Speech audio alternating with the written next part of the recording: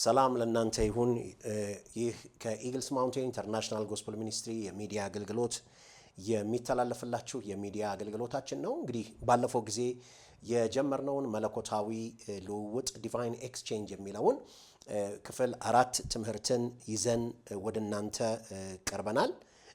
እንግዲህ መነሻ አድርገን የተነሳንበት የመጽሐፍ ቅዱስ ክፍል የሚገኘው በተለይ ይሄንን ትምህርት ስንማር እንደመነሻ የምንጠቀምባቸው ሁለት የመጽሐፍ ቅዱስ ክፍሎችን ስንመለከት ነበረ። አንደኛው ትንቢተ ኢሳይያስ ምዕራፍ 53 ሙሉውን ክፍል ስንመለከት ነበረ፣ ስናነብ ነበረ።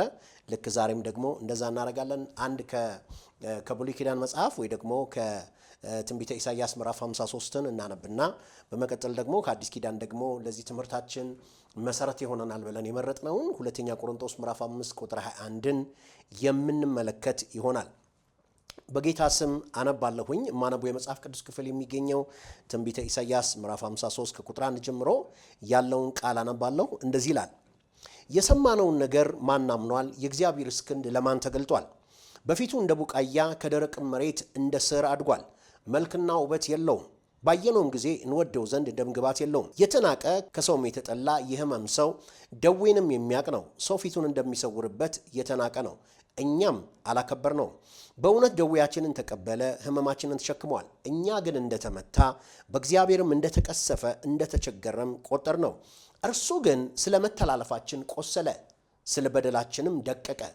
የድህነታችንም ተግሳጽ በእርሱ ላይ ነበረ፣ በእርሱ ቁስል እኛ ተፈወስን። እኛ ሁላችን እንደ በጎች ተቅበዝብዘን ጠፋን፣ ከእኛ እያንዳንዱ ወደ ገዛ መንገዱ አዘነበለ።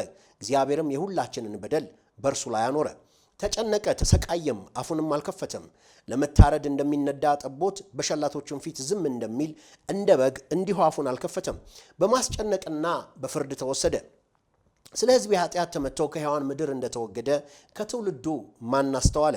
ከክፎች ጋር መቃብሩን አደረጉ፣ ከባለጠጎችም ጋር በሞቱ። ሆኖም ግፍን አላደረገም ነበር፣ በአፉም ተንኮል አልተገኘበትም ነበረ። እግዚአብሔር በደዌ ያደቀው ዘንድ ፈቀደ። ነፍሱን ስለ ኃጢአት መሥዋዕት ካደረገ በኋላ ዘሩን ያያል፣ ዕድሜውም ይረዝማል፣ የእግዚአብሔርን ፈቃድ በእጁ ይከናወናል። ከነፍሱ ድካም ብርሃንን ያያል፣ ደስም ይለዋል። ጻድቅ ባሪያዬ በእውቀቱ ብዙዎችን ያጸድቃል፣ ኃጢአታቸውን ይሸከማል። ስለዚህም እርሱ ብዙዎችን ይወርሳል፣ ከኃያላንም ጋር ምርኮ ይከፋፈላል። ነፍሱን ለሞት አሳልፎ ሰጥቷልና ከአመፀኞች ጋር ተቆጥሯል። እርሱ የብዙዎች ሰዎችን ኃጢአት ተሸከመ፣ ስለ አመፀኞችም ማለደ ብሎ ነቢዩ ኢሳይያስ ይሄንን ትንቢት ኢየሱስ ክርስቶስ ወይ ደግሞ መሲሁ ከመምጣቱ ከ700 ዓመት በፊት የተናገረውን የመጽሐፍ ቅዱስ ክፍል እንመለከታለን። በአዲስ ኪዳን ላይ የምንመለከተው ደግሞ ሁለተኛ ቆሮንቶስ ምዕራፍ 5 ቁጥር 21 ላይ ያለ የመጽሐፍ ቅዱስ ክፍል እናያለን። እንደዚህ ይላል፣ እኛ በእርሱ ሆነን የእግዚአብሔር ጽድቅ እንሆን ዘንድ ኃጢአት ያላወቀውን እርሱን ስለ እኛ ኃጢአት አደረገው ብሎ ይናገራል። እንግዲህ በእነዚህ ክፍሎች ላይ ስንመለከት ከዚህ ቀደም በነበሩ ክፍሎችም በመግቢያ ደረጃ ባየናቸው የመጽሐፍ ቅዱስ ክፍሎች ላይ ያየናቸው ሐሳቦች ነበሩ። ዛሬ ላይ ግን በተለይ መለኮታዊ ልውውጥ ብለን ስንል ስለ መስቀሉ አነሳንና በአንደኛ ቆሮንቶስ ምዕራፍ 1 ቁጥር 18 ላይ ያለውን ሐሳብ በመግቢያው ላይ ስንነጋገር ነበረና ያንን መስቀል ላይ የተከናወነውን ነገር ስንመለከት እግዚአብሔር በልጁ በክርስቶስ ኢየሱስ በኩል የሰራውን ነገር ስንመለከትና ስናይ ያ መለኮታዊ ልውውጥ ነው ለኔና ለናንተ ዘላለማዊ ድነትን ምን ያደረገው ያስገኘው። ስለዚህ ዛሬ ላይ የምንመለከታቸው የመጽሐፍ ቅዱስ ክፍሎች ይኖራሉ። እነርሱን ስንመለከት በተለይ ደግሞ የምናያቸው ሐሳቦች ይኖራሉ። በአንደኛ ደረጃ የምንመለከተው ምንድነው? በዚህ በመለኮታዊ ልውውጥ ውስጥ እግዚአብሔር በልጁ በክርስቶስ ኢየሱስ በኩል በሞቱና በትንሣኤው የተከናወነልን ነገር ምንድነው? ታስታውሱ እንደሆነ ይሄ መለኮታዊ ልውውጥ የሚለውን ወይ ደግሞ ኤክስቼንጅ የሚለውን ነገር ዲፋይን ስናደርግ ወደ ገበያ ስፍራ ስንሄድ ወይ ደግሞ ወደ የትኛውን ቦታ ስንሄድ ለተጠየቅንበት ወይ ደግሞ ለምንፈልገው የዕቃ አይነት የምንሰጠው የተተመነለትን ክፍያ አለ። ለዛ ለተተመነ ክፍያ የከፈልነውን ነገር የተጠየቀውን ከፍለን የምንፈልገውን ዕቃ አይነት ነገር ምን እናደርግ እንችላለን? መውሰድ እንችላለን። ስለዚህ በተለይ ገንዘብን ስንመለከት አንዱ የግብይት የግብይት ማዕከላዊ ሆኖ የሚሰራ እንደሆነ ስናይ ነበረ። አሁንም ደግሞ በቀራንዮ መስቀል ላይ የተከናወነውን ያንን መለኮታዊ ልውውጥ በክርስቶስ ኢየሱስ በሞቱና በትንሣኤው የተከናወነልን ነገር ምንድነው የሚለውን ዛሬ ላይ አንደኛውን ፓርት የምንመለከት ይሆናል። በተለይ ደግሞ ምንድነው የሚለው በዚህ በመለኮታዊ ልውውጥ ውስጥ ኢየሱስ በኃጢአት ምክንያት የመጣውን ቅጣት ወስዶ በምትኩ የኃጢአትን ስርየት እንድናገኝ አድርጎናል። ስለዚህ ምን ማለት ነው ብለን ስንል በኃጢአት ምክንያት የሚመጣን ቅጣት ፐኒሽመንትን ቅጣትን ምን አድርጎ ያንን ቅጣት ወስዶ ስለ ኃጢአታችን ስለ በደላችን አልፎ በመሰጠቱ ምክንያት በዛ ምክንያት የኃጢአት ቅጣት በእርሱ ላይ ከመሆኑ የተነሳ ለእኛ ምንን አስገኘልን? አንደኛ የምንመለከተው የኃጢአትን ስርየት እንድናገኝ አድርጎናል። እንግዲህ የእኛን ቅጣት ወሰደ፣ እርሱ ደግሞ የኃጢአትን ስርየት ምን አረገን? ለእኛ ምን አረገን? ሰጠን። እንግዲህ ይህንን ክፍል ስንመለከት በዋናነት ወደ ብሉይ ኪዳን መጽሐፍ እንሄድና በተለይ ዘሌዋውያን ምዕራፍ 16ን እናወጣና የምናየው ክፍል አለ። እዚህ ላይ ስንመለከት ከቁጥር 1 ጀምሮ አነብላችኋለሁ።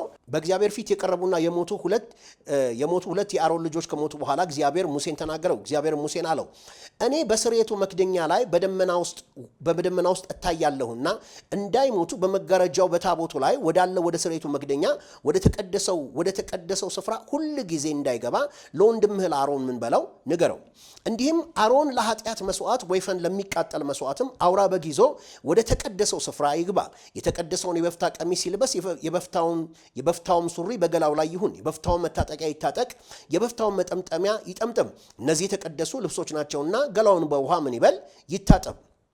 ከእስራኤል ልጆችም ማህበር ለኃጢአት መስዋዕት 2 አውራ ፍየሎች፣ ለሚቃጠል መስዋዕት 1 አውራ በግ ምን ይበል አለ ይውሰድ። እርሱም አሮንም ለእርሱ ያለውን የኃጢአት መስዋዕት ወይፈን ያቀርባል፣ ለራሱም ለቤተሰቡም ያስተሰርያል። 2ቱን አውራ ፍየሎች ወስዶ በመገናኛው ድንኳን ደጃፍ አጠገብ በእግዚአብሔር ፊት ያቆማቸዋል። አሮንም በ2ቱ ፍየሎች ላይ ዕጣ ይጥልባቸዋል። አንዱን ዕጣ ለእግዚአብሔር፣ ሌላውንም ዕጣ ለሚለቀቅ ይላል።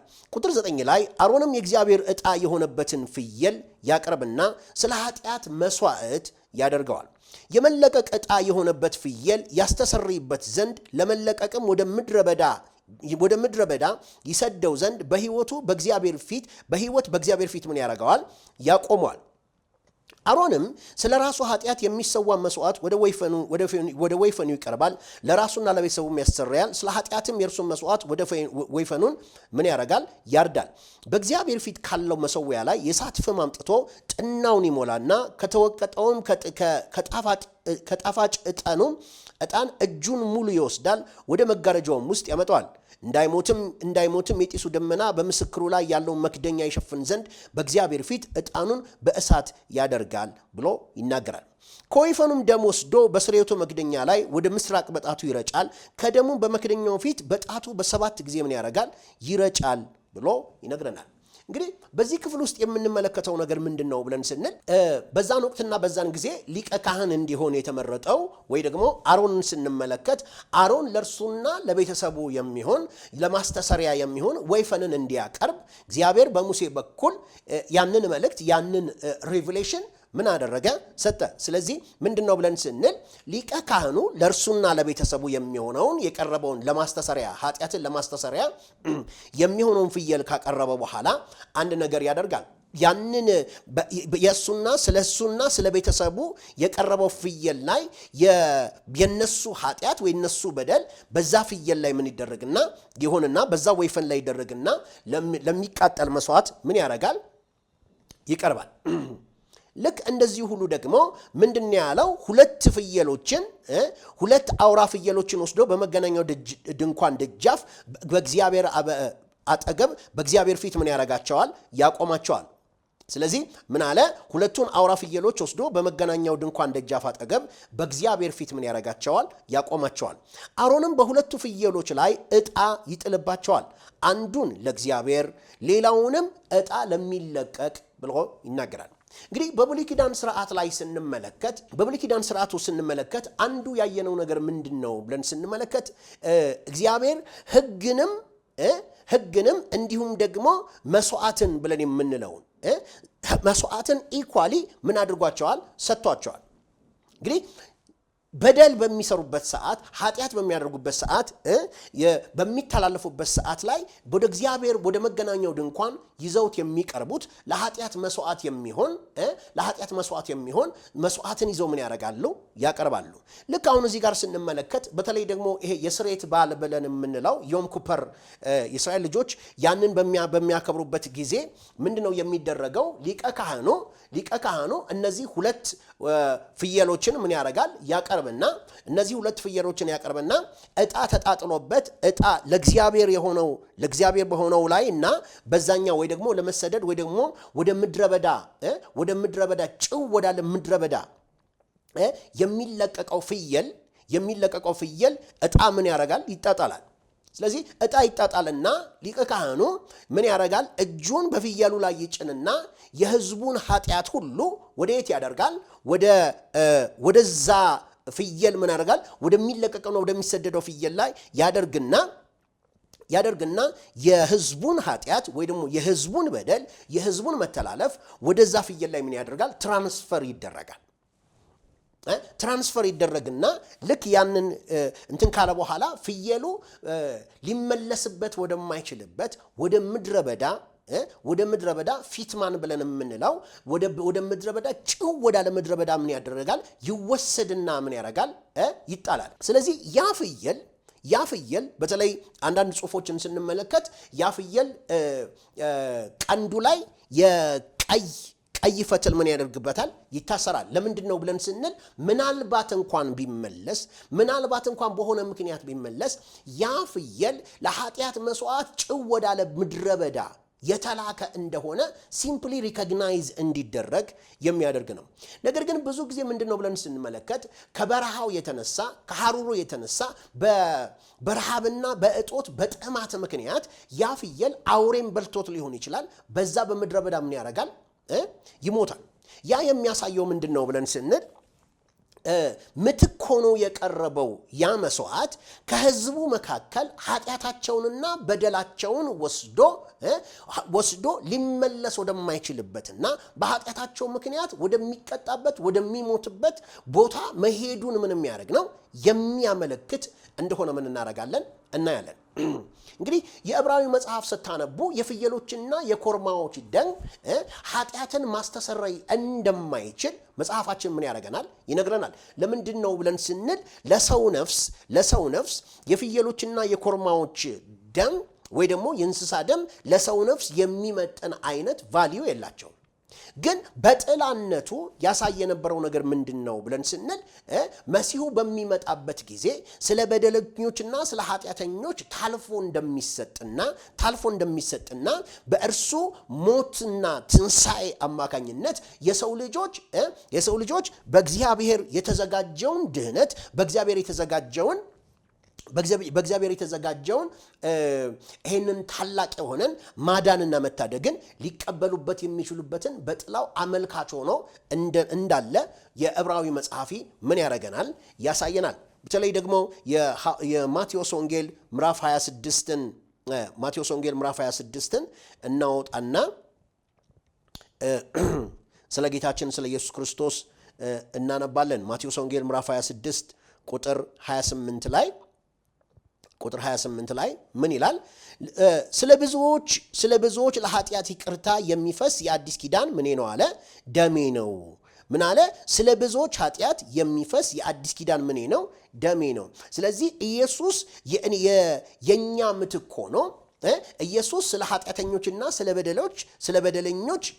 ስለ በደለኞች አልፎ ተሰጥቶ የምትክን ሞት ወይ ደግሞ on behalf of us እኛን ወክሎ በእኛ ቦታ የእኛን በደልና የእኛን ኃጢአት በመሸከሙ የተነሳ እኔና እናንተ ምንን እንድናገኝ ስርየትን እንድናገኝ የሚያስችለን ነገር እንደሆነ ማየት መቻል አለብን። እንግዲህ አንድ ልናየው የሚገባው ልንረዳው የሚገባው ነገር ቢኖር ምንድነው ብለን ስንል በብሉይ ኪዳን የነበረው on the day of atonement ወይ ደግሞ በስርየት በዓል የስርየት በዓል ተብሎ በሚጠራው ጊዜ ምንድነው የሚለው ብለን ስንል በአመት አንድ ጊዜ ሊቀ ካህኑ ወደ ቅድስተ ቅዱሳን በሚገባበት ጊዜ የበጎችን ደም ይዞ ወይ ደግሞ የኮርማዎችንም የፍየሎችንም ደም ይዞ ወደ ቅድስተ ቅዱሳን ገብቶ በስርየት መክደኛው ላይ ያንን መስዋዕት እንደሚያቀርብና እግዚአብሔር ያንን መስዋዕት መቀበሉን ያንን መስዋዕት እግዚአብሔር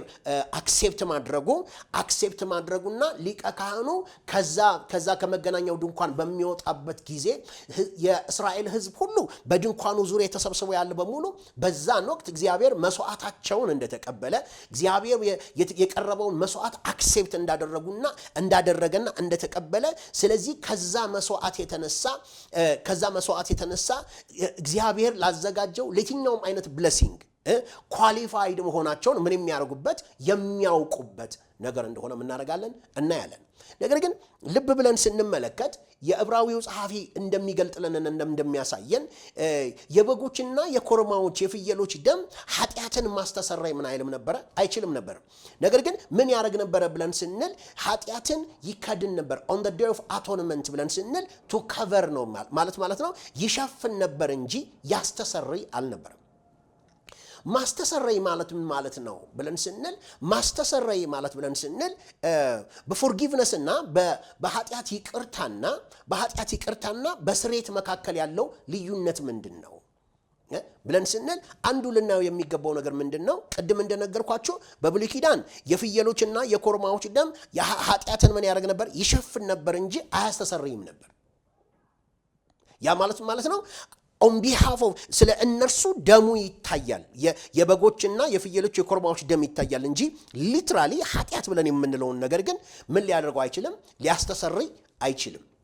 የኢየሱስ ክርስቶስ ደም ግን አንዱ ያደረገው ነገር ምንድነው ብለን ስንል አንዱ ያደረገው ነገር ያንን ስርየትን ነው ምን ያደርገልን ያመጣልን። ስርየት ማለት ምን ማለት ነው ብለን ስንል ስርየት ማለት ኃጢአት ብለን የምንለውን የኃጢአትን ሪከርድ የኃጢአትን መረጃ ኃጢአትን ራሱ ምን ማድረግ ነው? ያንን ዕዳ መደምሰስ፣ መሻር፣ ማስወገድ፣ ማጥፋትን ምን የሚያደርግ ነው? የሚያሳይ ነው። ለምሳሌ አንዳንድ ነገሮች ይቅርታ ለምሳሌ መንግስት በተወሰኑ ጊዜ ለእስረኞች ምን ያደርጋል? ምህረትን ያደርጋል። ምህረትን አደረገ ማለት ኬዛቸው አለ፣ ፋይላቸው አለ፣ ተጠያቂ ነበሩ። ነገር ግን ኬዛቸውን ፋይላቸውን ባለበት ሁኔታ ውስጥ መንግስት ምህረት ያደርግላቸውና ምን ያደርጋሉ? ይለቀቃሉ። በምህረት ተለቀቁ ይባላል። ስቲል ግን ሪከርዳቸው አለ። ስርየት ግን የሚያደርገው ነገር ምንድነው ብለን ስንል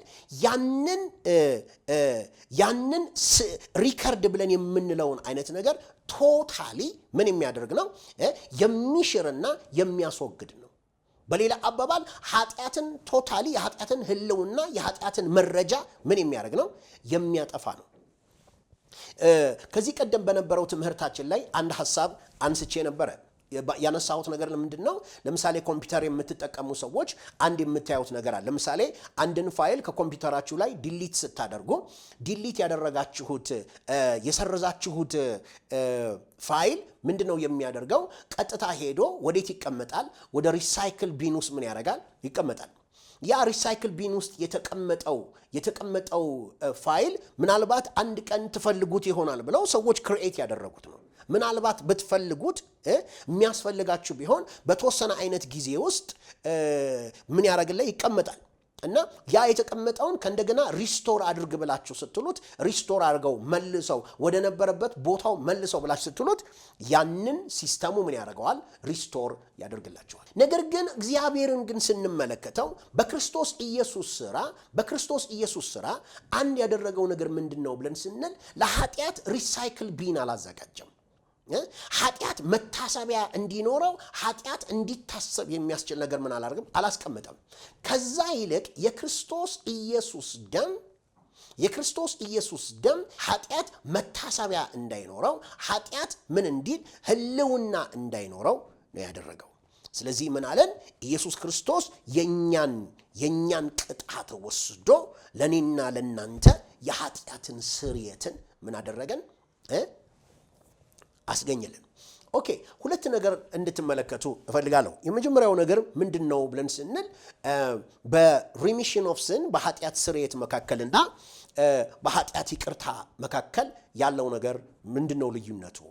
ለምሳሌ እኔና እናንተ ጌታችን ኢየሱስ ክርስቶስን እንደ ግል አዳኛችን አድርገን በምንቀበልበት ጊዜ በተለይ በጳውሎስ በሮሜ መጽሐፉ በተናገረው በሮሜ ምዕራፍ 10 ቁጥርና 9ና 10ን ስንመለከት ያለው ነገር ምንድነው?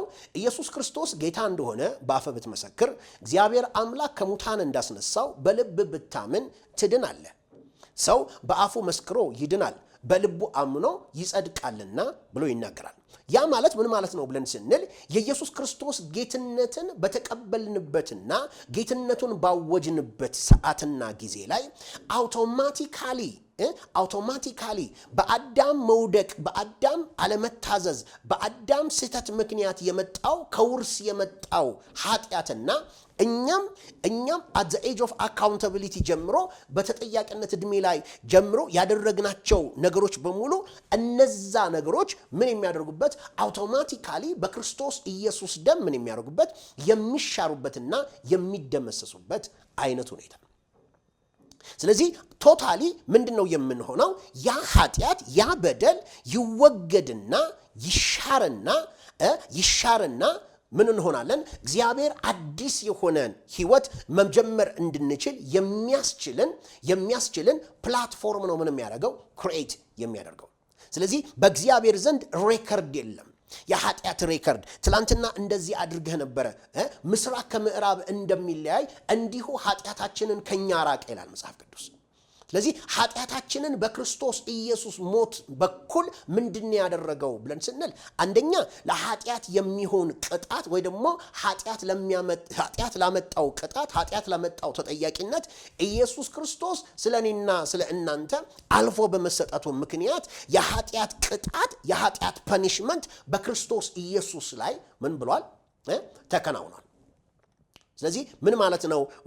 በጣም ሲምፕል የሆነ ነገር ቸርች ላይ ሳስተምር የምላቸው ነገር አለ። ለምሳሌ ምንድነው ብለን ስንል 10 ተጠርጣሪዎች ቢያዙና ወንጀለኛው ከ10 ውስጥ አንዱ እንደሆነ ቢታወቅ 9ኙ ይለቀቃሉ። ለምንድነው ብለን ስንል ከ10 መካከል ወንጀለኛው ስለተለየ ምን ያደርጋሉ? ይለቀቃሉ። እንዲታሰሩ ያደረጋቸው አንድ ኬዝ ነው። ምን በሆነ ጉዳይ ተጠርጥረው ነበረ።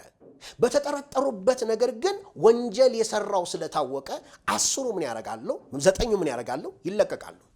መጽሐፍ ቅዱሳችሁን አይታችሁ ከሆነ ኢየሱስ ክርስቶስ አልፎ በተሰጠበትና በተለይ ደግሞ ያስቆሮቱ ይሁዳ መጥቶ የምስመው እርሱ ነው ብሎ ባለና አሳልፎ በሰጠው ጊዜ ያለው ነገር ምንድነው?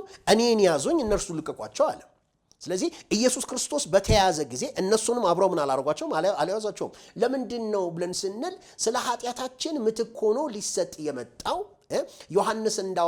ዮሐንስ እንደተናገረው የዓለምን ሁሉ ኃጢአት የሚያስወግድ የእግዚአብሔር በግ ነው አለ። እግዚአብሔር ለዓለም ያዘጋጀው በግ ምን የሚያደርግ? የዓለምን ሁሉ ኃጢአት ምን የሚያደርግ? የሚያስወግድ። ሃሌሉያ! ከእግዚአብሔር ዘንድ የተዘጋጀ እግዚአብሔር የላከው። ክብር ለጌታ ይሁን። እግዚአብሔር የላከው በቀራንዮ መስቀል ላይ በመሞቱ ምክንያት የሰው ልጆች ኃጢአት በሙሉ ምን የሚያደርግበት? የሚሻርበትና በክርስቶስ ኢየሱስ ለሚያምኑ ሁሉ አዲስን እድል ምን የሚያደርጉበት? የሚያገኙበት እንደሆነ ማየት መቻል አለብን። አንድ ክፍል ላንብብላችሁና የማነብላችሁ ክፍል ኤፌሶን ምዕራፍ 1 ቁጥር 7 ላይ እንደዚህ ይላል። በውድ ልጁም እንዲያው በጸጋው ባለጠግነት መጠን በደሙ የተደረገ ቤዛነታችንን አገኘን፣ እርሱም የበደላችን ስርየት ነው። ስለዚህ ምን አለ? በውድ ልጁም እንደ ጸጋው ባለጠግነት መጠን በደሙ የተደረገ ቤዛነታችንን አገኘን፣ እርሱም የበደላችንን ስርየት ነው። ስለዚህ በደላችን ምን ተብሏል አለ? ተሰርየዋል አለ። ዕዳችን ተሰርዟል፣ ዕዳችን ተሽሯል። እግዚአብሔር ዕዳን ሰብስቦ የሆነ ቦታ አስቀመጠው አይልም። ከዛ ይልቅ ግን በእግዚአብሔርም ዘንድ መታሰቢያ ላይ ኖረው በእኛም ዘንድ መታሰቢያ ላይ ኖረው እግዚአብሔር ኃጢአትን ምን አድርጎታል? አንድ ጊዜ በሞቱና በትንሣኤው ምን አድርጎታል? ሽሮታል። ቆላስያስ ላይ ደግሞ እንሄድና ቆላስያስ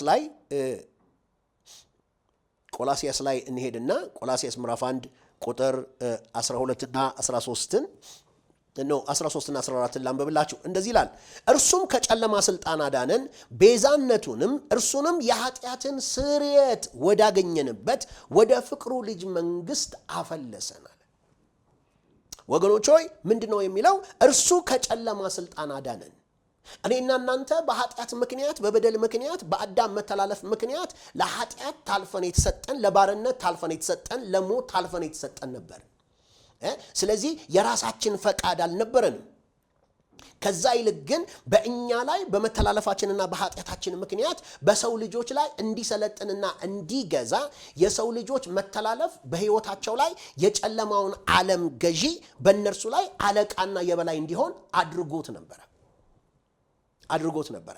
ነገር ግን የኢየሱስ ክርስቶስ መምጣት ያደረገው ነገር ምንድን ነው ብለን ስንል እርሱ ከጨለማ ስልጣን አዳነን። ከጨለማ ስልጣን አዳነን። ምን አረገን ነው የሚለው? ከጨለማ ስልጣን ምን አረገን? አዳነን። ቤዛነቱንም እርሱንም የኃጢአትን ስርየት ወዳገኘንበት። ኢየሱስ የኔና የናንተ ቤዛ ሆኗል። ኢየሱስ የኔና የናንተ ምትክ ሆኖ እኔና እናንተ ልንወስደው የሚገባውን፣ ልንካፈለው የሚገባውን፣ ልንቀጣበት የሚገባውን ቅጣት ኢየሱስ ክርስቶስ ወስዶ ስለ እኔና ስለ እናንተ ምን ተብሏል? ተቀጥቷል። ኢየሱስ ጌታ ነው። ያ ቅጣት ነው እኔና እናንተን። ለዚህ ነው ይውላችሁ አሁን በክርስቶስ ኢየሱስ ላሉ ኩነኔ የለባቸውም ብሎ የሚናገረው። ለምንድን ነው ኩነኔ የለባቸውም? ኩነኔ የሚለው ቃል የፍርድ ቤት ቃል ነው። ምን ማለት ነው ብለን ስንል ጀጅመንት የለባቸውም፣ ፍርድ የለባቸውም። ለምን? because they are in Christ፣ በክርስቶስ ናቸው። ለምንድን ነው ብለን ስንል ምክንያቱም የነሱ ጥፋት፣ የነሱ ስህተት፣ የነሱ የሆነው ነገር ቤዛ ተገኝቶ እርሱ ስለ እነሱ ኃጢአትና በደል የሚከፈለውን ዋጋ ሁሉ በመክፈሉ ምክንያት እነርሱ ነፃ ሆነዋል። ቅድም እንዳልኳችሁ የመጀመሪያውና አንደኛው እርሱ የእኛን በኃጢአት ምክንያት የመጣውን የእኛን ቅጣት ወስዶ በምትኩ ስርየትን ሰጠን። ሪሚሽን ኦፍ ሲንን ምን አረገን? ሰጠን። ሃሌሉያ። ስለዚህ ይሄንን ምን ማድረግ መቻል አለብን? ልብ ብለን ማየትና መረዳት መቻል አለብን። እዚህ ውስጥ ነው አርነታችን ያለው። እዚህ ውስጥ ነው ነፃነታችን ያለው። ኢየሱስ ክርስቶስ ጌታ ነው። በመቀጠል የሐዋርያ ሥራ ምዕራፍ 2 ቁጥር 38 ሐዋርያው ጴጥሮስ እነዛ በዙሪያው ለነበሩ በሚሰብክበት ጊዜ የተናገረውን አንድ ቃል እናነባለን። እንደዚህ አለ። ይህንን በሰሙ ጊዜ ልባቸው ተነካ። ጴጥሮስና ሌሎች ሐዋርያትን ወንድሞች ሆይ ምን እናድርግ አሏቸው። ጴጥሮስም ንስሐ ግቡ፣ ኃጢአታችሁ ይሰረይ ዘንድ እያንዳንዳችሁ በኢየሱስ ክርስቶስ ስም ተጠመቁ፣ የመንፈስ ቅዱስን ስጦታ ትቀበላላችሁ አለ። ኢየሱስ ያድናል። ምን አለ? ጴጥሮስም ንስሐ ግቡ፣ ኃጢአታችሁ ይሰረይ ዘንድ እያንዳንዳችሁ በኢየሱስ ክርስቶስ ስም ተጠመቁ፣ የመንፈስ ቅዱስን ስጦታ ምን ታደርጋላችሁ? ትቀበላላችሁ። የተስፋውም ቃል ለእናንተና ለልጆቻችሁ ጌታ አምላካችንም ወደ እርሱ ለሚጠራቸው በሩቅ ላሉ ሁሉ ነውና ብሎ ይናገራል። ኢየሱስ ጌታ ነው። ስለዚህ ምንን አግኝተናል? ስርየትን አግኝተናል። ሃሌሉያ። ስርየትን አግኝተናል። አንድ ክፍል ደግሜ ላንብብላችሁና ማነብላችሁ የመጽሐፍ ቅዱስ ክፍል ሮሜ ላይ ሐዋርያው ጳውሎስ በተለይ ስለ አብርሃም እምነት ከተናገረ በኋላ ምንድነው የሚለው ብለን ስንል እናንተ ክፍሉን ሮሜ ምዕራፍ 4 ከቁጥር 16 ጀምሮ አንብቡት። እኔ ቶሎ ለሰዓት ብዬ ከቁጥር 20 ጀምሮ ያለውን ቃል አነባለሁኝ። እንደዚህ ይላል። ለእግዚአብሔርም ክብር እየሰጠ የሰጠውንም ተስፋ ደግሞ ሊፈጽም እንዲችል አጥብቆ እየተረዳ በእምነት በረታ እንጂ ባለማመን ምክንያት በእግዚአብሔር ተስፋ ቃል አልተጠራጠረም። ስለዚህ ደግሞ ጽድቅ ሆኖ ተቆጠረለት። ነገር ግን ተቆጠረለት የሚለው ቃል ስለ እርሱ ብቻ የተጻፈ አይደለም፣ ስለ እኛም ነው እንጂ። ወገኖች ሆይ ይሄ ጠቆ ጽድቅ ሆኖ ተቆጠረለት የሚለው ቃል ስለ አብርሃም ብቻ አይደለም የተጻፈው ስለኛም ነው ይልና ምን አለ? ስለ በደላችን አልፎ የተሰጠውን እኛን ስለማጽደቅ የተነሳውን ጌታችንን ኢየሱስን ከሙታን ባስነሳው ለምናምን ለእኛ ይቆጠርልን ዘንድ አለው። ሃሌሉያ። ምን አለ? ስለ በደላችን አልፎ የተሰጠውን። ቅድም ነገርኳችሁ ከ10 ተጠርጣሪዎች መካከል ጥፋተኛ ሆኖ የተገኘው ሲያዝ 9ኙ ምን ያደርጋሉ? ይለቀቃሉ። የሰው ልጆች በሙሉ በኃጢአታቸውና በመተላለፋቸው ምክንያት የመጣውን ቅጣት፣ የመጣውን ተጠያቂነት፣ የመጣውን ፍርድ ምን አረገ? ኢየሱስ እኔ ስለ እነርሱ ምትኮኜ የእነርሱን ቦታ ይዤ በኃጢአታቸው ምክንያት የሚመጣውን ቅጣት፣ በኃጢአታቸው ምክንያት የሚመጣውን ነገር በሙሉ ያንን መከራ ምን አረጋለሁኝ አለ? እኔ ቀበላለሁ ብሎ ኢየሱስ ክርስቶስ ስለ እኛ አልፎ በመሰጠቱ ምክንያት የሰው ልጆች በሙሉ ከዚህ ከኃጢአት ተጠያቂነት ነፃ ወጥተዋል። ለምን ብለን ስንመለከት እግዚአብሔር ልጁ ኢየሱስ ክርስቶስን ስለ ኃጢአታችንና ስለ በደላችን አልፎ በመስጠቱ ምክንያት ዛሬ እኔና እናንተን ወደ ኢየሱስ ክርስቶስ በእምነትና በፈቃደኝነት በጌትነቱ ለምናምንና ወደ ሕይወታችን ለምናስገባ ሰዎች ከእግዚአብሔር ዘንድ የሆነውን ስርየትን ምን ማድረግ እንችላለን? ማግኘት እንችላለን። ኢየሱስ ጌታ ነው። ኢየሱስ ክርስቶስ በቀራንዮ መስቀል ላይ በተሰቀለበት ጊዜ ኢየሱስ የሞተው ለአይሁዶች ብቻ አይደለም። መጽሐፍ ቅዱሳችንን በደንብ ስንመለከት የበግ መገለጥ የተሰጠው ለአሕዛብ አልነበረም። በዘጸአት ምዕራፍ 12 ላይ ስንመለከት የእስራኤል ልጆች ከግብፅ ባርነት እንዲያመልጡ የመጨረሻው እግዚአብሔር ያደረገው ተአምራት ምንድነው? እያንዳንዱ ለቤተሰቦች በቤተሰቦቹ መጠን የሚበቃቸውን ጡበት ነቀፌታ የሌለበት ንጹህ የሆነ ጡበት ከገበያ ገዝተው አምጥተው መቃንና ጉበናቸውን በጉ ከታረደ በኋላ መቃንና ጉበናቸውን ቀብተው እነርሱ ምን እንዲያደርጉ እግዚአብሔር አለው ለሙሴ ሌሊት አጥፊው ያልፋልና የእስራኤልን ልጆች አጥፊው እንዳያጠፋ አንድ ነገር ያድርጉ አለ። ያንን የበጉን ደም መቃናቸውንና ጉበናቸውን ቀብተው አጥፊው በመጣ ጊዜ የሚመለከተው ነገር ምንድነው? ወደዛ ቤት እንዳይገባ ደሙ ስለ እስራኤል ልጆች ምን ያደርጋል? ይናገራል። ለምን ብለን ስንል ስለ እነርሱ የሞተ አለ፣ ስለ እነርሱ አልፎ የተሰጠ አለ። ስለዚህ ያ ደም ምን አለው? ድምፅ አለው። ስለዚህ አጥፊው ገብቶ እንደፈለገ ማድረግ አይችልም። ለምንድን ነው ብለን ስንል አጥፊውን ሪስትሪክት የሚያደርግ አታልፉም ብሎ የሚል ያደም አለ። ዛሬ እኔና እናንተ ወገኖች ሆይ ቅድም ምንድን ያልነው ብለን ስንል ባነበብነው ክፍል ላይ በተለይ ቆላስይስ ምዕራፍ 13 እና 14 ስናነብ ምንድን ያለው? እርሱ ከጨለማ ስልጣን አዳነን፣ ቤዛነትንም ወዳገኘንበት የኃጢአታችንም ስርየት ወዳገኘንበት ወደ ፍቅሩ ልጅ መንግስት ምን አረገን አለ? አፈለሰን። ኢየሱስ ያደናል። ስለዚህ ኢየሱስ ክርስቶስ በሰራው ስራ ልክ የእስራኤል ልጆች መቃንና ጎበናቸውን ቀብተው ከዛ ፍርድ፣ ከዛ ሞት፣ ከዛ ጥፋት እንዳመለጡ ሁሉ ሃሌሉያ አጥፊው መግባት እንዳልቻለ ፋሲካ ብለን የምንለው ምን ማለት ነው ብለን ስንል ፓስ ኦቨር አይደለም የምንለው። ፓስ ኦቨር ምን ማለት ነው ብለን ስንል ደሙ አልፈ ሂድ ነው የሚለው። አልፈ ሂድ፣ አጥፊው እንዳይገባ ደሙ አልፎ እንዲሄድ ያደርገዋል። ስለዚህ ምንድነው ብለን ስንል ሞት መጣ። የመጣው ወደዛ ቦታ ደሴም ቦታ ላይ ነው። ግን ምንድነው ዲፈረንሱ ብለን ስንል የበጉን ደም አይቶ መቃንና ጉበኑ ላይ የተቀባውን ደም አይቶ አጥፊው ወደዛ ገብቶ ስራውን መስራት አልቻለም። ነገር ግን ደሙ የሌለበት ቦታ ላይ በሙሉ ገብቶ መጽሐፍ ሲነግረን ምንድነው ከላይ ከፈርዖን አንስቶ እታች ወፍጮ እስከምትፈጨው ድረስ ምንድነው ያደረገው? አጥፊው ገብቶ ደግሞ ይውላችሁ ሁለተኛና ሶስተኛ ልጅ አይደለም የሚነካው በኩራቸውን እንደገደለ መጽሐፍ ቅዱስ ምን ያደርገናል? ይነግረናል። ኢየሱስ ክርስቶስ ጌታ ነው። ሃሌሉያ። ያው ሰዓት ስለሚገድበን በቀጣዩ በክፍል 5 ይሄንን ሐሳብ እንቀጥልና በመቀጠል ደግሞ ሌላ በክርስቶስ ኢየሱስ በዚህ በመለኮታዊ ልውውጥ እየተከናወኑልን ፖይንቶች እንመለከታለን። ዛሬ የጀመርነውን ስለ ስርየት የጀመርነውን ሐሳብ በሚቀጥለው በክፍል 5 ላይ እሱን ነካ ደግሞ አድርገን ወደ ቀጣዩ ሐሳብ የምንሄድ ይሆናል። ጌታ ኢየሱስ ክርስቶስ አብዝቶ ይባርካችሁ። እንግዲህ ጊዜያችሁን ሰጣችሁ ይሄንን እውነት ለመካፈል ከኔ ጋር የጊዜያችሁን ጊዜያችሁን የሰጣችሁ ሰዎች በሙሉ ከዚህ ከኢግልስ ማውንቴን ኢንተርናሽናል ጎስፐል ሚኒስትሪ የሚዲያ አገልግሎት ሁላችሁን ማመስገን እፈልጋለሁኝ። እንግዲህ በዚህ ትምህርት ከተባረካችሁና ይሄ ትምህርት ለሌሎች ደግሞ ይጠቅማል ቢሰሙት ደግሞ ሌሎች ብዙዎች ሊያተርፉ ይችላሉ ብላችሁ ለምትሉ ሰዎች ይሄንን ትምህርት ሼር እንድታደርጉ ይሄንን ትምህርት እንዲሁም ደግሞ ሰብስክራይብ እንድታደርጉና ሌሎችም ደግሞ እንደዚሁ በእናንተ ሰርክል ውስጥ ያሉ ይሄንን ነገር እንደዚሁ ሰብስክራይብ እንዲያደርጉ እንድትጠይቁ እጠይቃችኋለሁ። ጌታ ኢየሱስ ክርስቶስ አብዝቶ ይባርካችሁ። ተባረኩ። ሻሎም